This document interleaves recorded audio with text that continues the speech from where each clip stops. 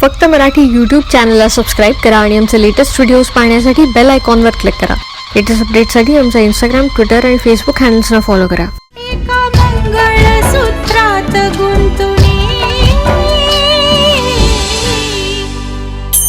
बाईपणाची कहाणी. मी जेव्हा मुंबईत नोकरी करत होतो तेव्हा म्हणाले नोकरी सोड, गावीच शेतीकडे लक्ष दे. आणि आता परत मुंबईला आणलं आणि म्हणतात नोकरी कर.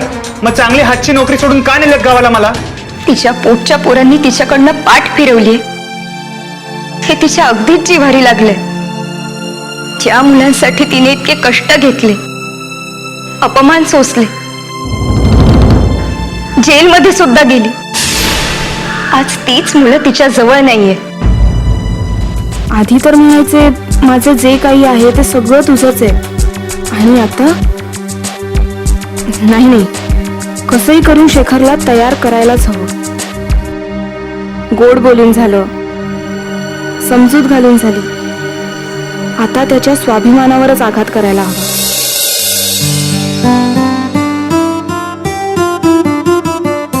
नाही मिळाली नोकरी, आणि जरी मला ती मिळाली असती ना तरी मला नाही वाटत की ती मला जमली असती. माझ्या रक्तातच नाहीये का ती नोकरी करणं. त्यापेक्षा मी विचार करतोय की एखादं क्लिनिक सुरू करावं. हो, ग्रेट आयडिया. पण खूप पैसे लागतील ना त्याच्यासाठी? हा, अर्थातच. तोच तर सगळ्यात मोठा इश्यू आहे. त्याची पण मी विचार करतोय की जर बाबांकडून लोन घेतलं तर. ओ, का, काय झालं? नाही, काही नाही. आई वडील आणि मुलं हे नातंच वेगळं असतं ना रे. नाही म्हणजे इथले आहे तेच बघ ना. मी, माझे डॅड, तू, तुझे बाबा, वसुधा आई, त्यांची मुलं. मतभेद, गैरसमज, आरोप प्रत्यारोप सगळंच आहे, पण मनात कुठेतरी प्रेम असतंच. तेजू, मला असं वाटतंय की आपण शेखरला घरी आणूया. पण राहुल, जर आईंची मुलं त्यांना घेऊन जायला आली किंवा इथेच राहायला आली तर आपण अलगद बाजूला होऊया. उगाच आपली लुडबुड नको. आपण काय आईवर लांबूनही प्रेम करू शकतो. असं काय बघतोयस? तुलाच बघतोय. तेजू, तू किती समजूतदार आहेस का. आणि मी खूप खूप खूप लकी आहे, कारण तू मला भेटलीस. मोडेल हरभऱ्याचं झाड मोडेल आता. चला सर, आपल्याला आपलं मिशन पूर्ण करायचंय. Okay boss, so best of luck to you and me.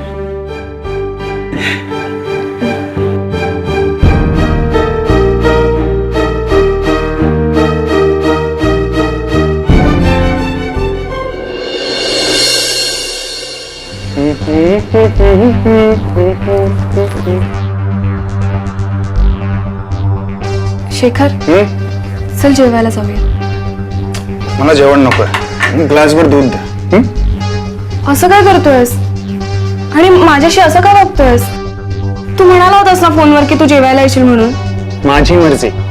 Sorry, पण आपल्याला अशी मनमानी करून नाही चालणार. आता यात काय मनमानी केली आहे मी? शेखर, तुला हजारदा सांगितले की आईंकडे जा आणि त्या पैशांवरती हक्क सांग, पण तू ऐकायलाच तयार नाहीयेस. माझा एक वेळ ठीक आहे, पण बाबांनी एवढे निरोप पाठवले, तू तेच करतोयस. आणि मी तेच करणार मी, कारण मला त्या घराशी संबंध नकोय. हे बघ शेखर, जे काही असेल ते असेल, पण हा तुझ्या हक्काचा प्रश्न आहे आणि तो तू मिळवायलाच हवा असं बाबांचं मत आहे. हक्क आणि कर्तव्य हे हातात हात घालूनच येतात. मला हक्कही नकोय आणि कर्तव्यही नकोय. मला काही नकोय त्या घरातून.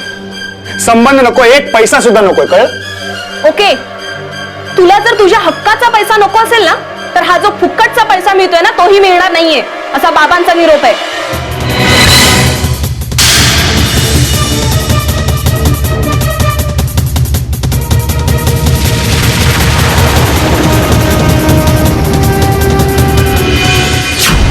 वसुधाताई, अहो वसुधाताई, आहात का घरात? कोण आहे? अहो मी आले. अहो मी मालती काळे. ओळखलं नाही तुम्ही मला? अहो मांडलेकर आजींकडे नाही का भेटलो आपण? हो ना. अहो तुम्ही चाळीतून गेलात आणि मी चाळीत आले, त्यामुळे आपली भेट अशी काही झालीच नाही हो. पण तुमच्याबद्दल ऐकलं, ते जेल बिल, ते ऐकून अंगावर काटाच आला हो. मी म्हटलं आपल्या चाळीतली बाई एवढ्या दुःखातून जाते, तिची विचारपूस नको करायला? हो माणुसकी म्हणून काय आहे की नाही? बरं झालं तुम्हाला जामीन मिळाला. हाल होतात म्हणे जेलमध्ये. नाही म्हणजे आम्हाला अनुभव नाही हो. आम्ही काय साधी सरळ माणसं, नाकासमोर चालत जाणारी. मला वाटतं मालतीबाई, तुम्ही हे बोलण्यासाठी इथे आलं नाही. नक्कीच मला वाटतं तुम्हाला जे काही बोलायचंय ते आता मला स्पष्टपणे सांगितलं तर बरं होईल. अहो असं मुद्देसूद बोलायला हे कोर्ट आहे की पोलीस स्टेशन? अहो मी आपलं प्रेमाने विचारपूस करायला आले हो. लोक तुमच्याबद्दल काय काय बोलतात माहिती? हो तुमच्याबद्दलच काय, तुमच्या नवऱ्याबद्दल सुद्धा बोलतात लोक. तुम्ही त्यांची ओळख लपवली होती म्हणे, कारण त्यांनी खून केला ना. हे विचारायला आलात तुम्ही मला इथे? अहो तसं नाही. अहो लोक तुमच्याबद्दल काय काय बोलतात ते तुम्हाला सगळं सांगायला नको, तुम्हाला सावध करायला नको. अहो शेजार धर्म आहे हा. अहो लोक असंही म्हणतात तुमचा मोठा मुलगा त्या अर्जुन पाटलाचं घर जवळ आहे.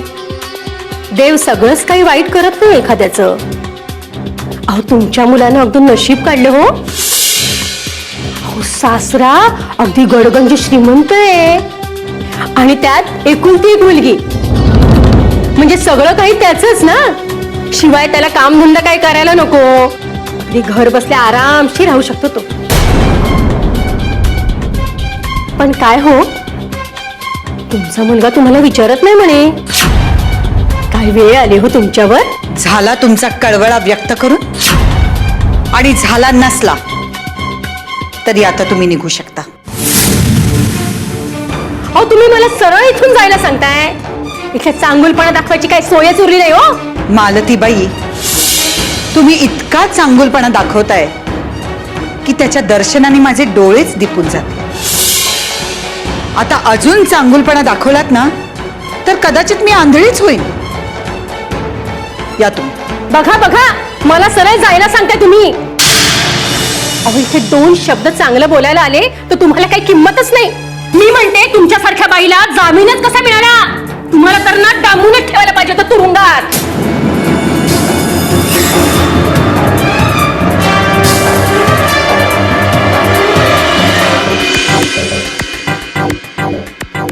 तरी मी विचार करतोय तुझं आईवरचं प्रेम इतकं होतो का चाललंय. तुझ्या बाबांनी तर खूप मोठमोठ्या बाता केल्या आणि पायाखालचं जाजमच खेचून घेतलं. म्हणून तुला माझी आई आठवते ना. आता तिला 2.5 कोटी रुपये मिळणार आहेत. तुला माझी आई नाही, तिचा पैसा दिसतोय. मला कशाला दिसतील त्यांचे पैसे? माझ्या बाबांनी माझ्यासाठी गडगंज ठेवलंय आणि मी जे काही करते ना ते सगळं तुझ्यासाठी. मला सांग, तुझ्या नावावर आज असं काय आहे? काहीच नाहीये. आणि जे हक्काचं आहे ते मिळवायचं सोडून त्याच्याकडे पाठ फिरवतोस. अगं पण काय? असा पण परंतु करत राहिलास ना तर हातातून सगळं निघून जाईल. आधीच त्या समीर मध्ये आईंचा जीव अडकलाय. तो पुन्हा उगवायच्या आत आपण हालचाल नाही ना केली शेखर तर सगळं गमावून बसू. नाहीतर तो त्यांचा मानलेला मुलगा आहेच. तू वेळेवर नाही गेलास ना तर सगळं त्याच्या नावावर होईल. मग बसू आपण हरिहरी करत. आपलं हक्काचं घर, 2.5 कोटी आणि बिझनेस साठीची उत्तम जागा, सगळं परक्याच्या घशात, तेही आपल्या डोळ्यासमोर.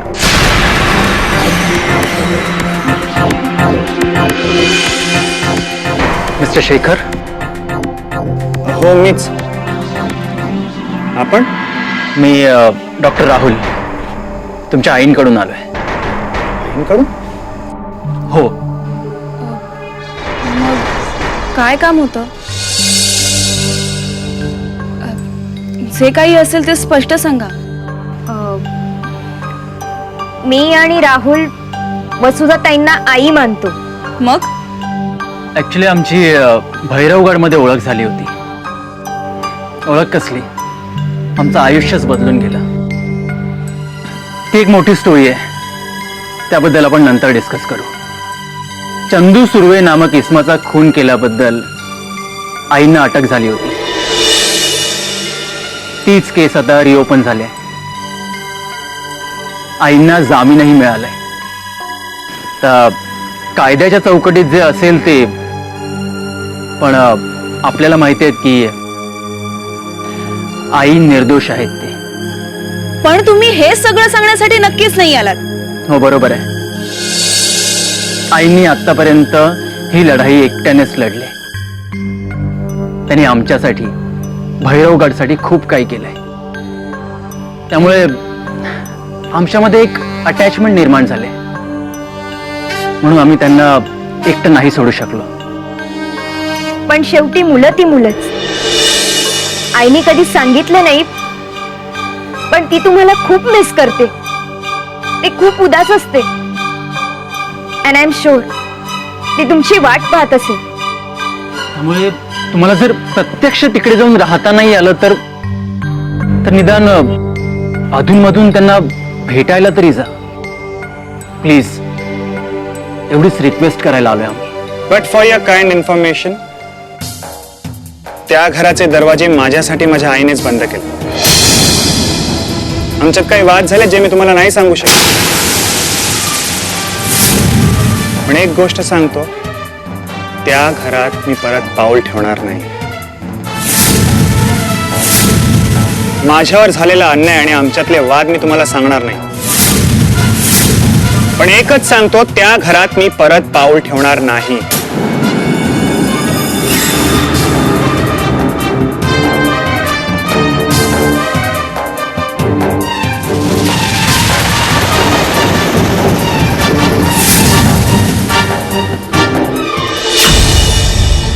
अहो, शेवटी आपल्या अब्रूचा प्रश्न आहे. तुम्हाला कळत कसं नाही? अहो, असल्या खुनी लोकांना तुम्ही चाळीत कसं राहू देता? अहो, लोक काय म्हणतील? अहो, शेण घालतील तोंडात. मला हे कळत नाही, तुम्ही त्या बाईला एवढे डोक्यावर का बसवलंय? आणि एवढं सगळं करून तिला काय आहे का?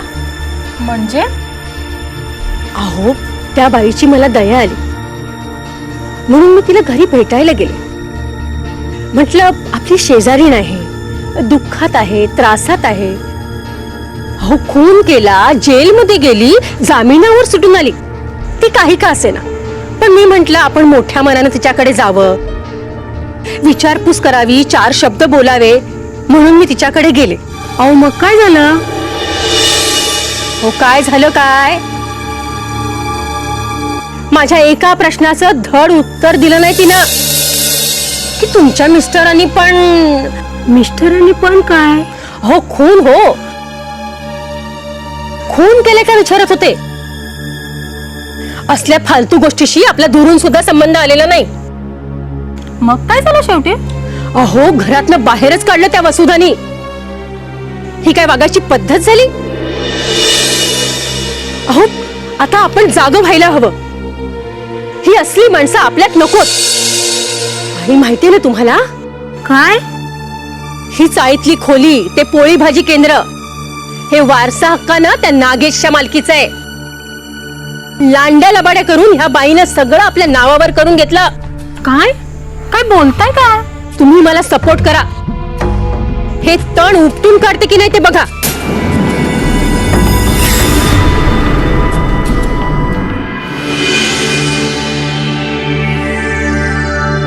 आता तरी कळलं का मी काय सांगत होते ते?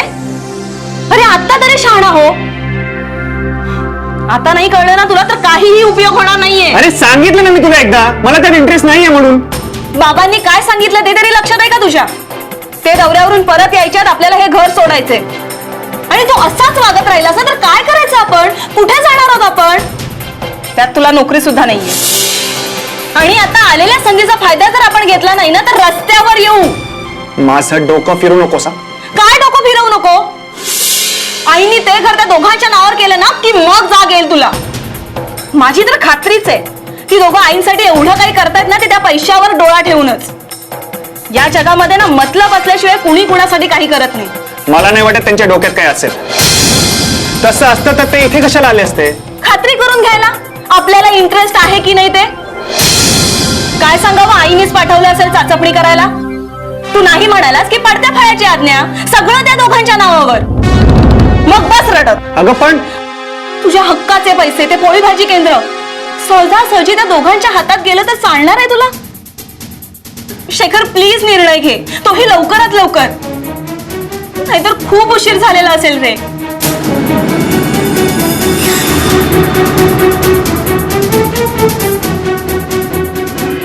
बाबा, आता मला सांगा की तुमचा आजचा दिवस कसा गेला? तेजू, राहुल, अरे तुम्ही दोघं चहा घेणार का? म्हणजे दमून आलात म्हणून विचारते. आई, आम्हाला तुझ्याशी काहीतरी बोलायचंय. बस ना.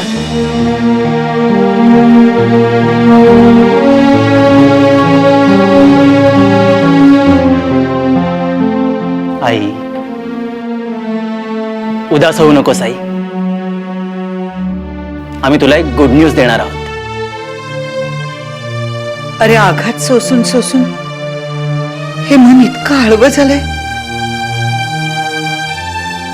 की कोणी काही सांगतं म्हटल्यावर पोटात धस्सच होऊन जात. आई, तसं काही नाहीये. आई,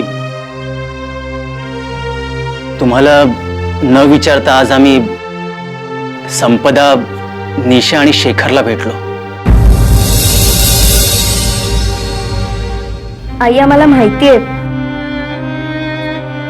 तू तुझ्या मुलांना खूप मिस करतेस. तू कधी बोलून नाही दाखवलंस, पण तू आतल्या आत घुसमटतेस, रडतेस. आम्हाला बघवलं नाही म्हणून आम्ही गेलो. पण शेखरने नकार दिला ना मला भेटायला.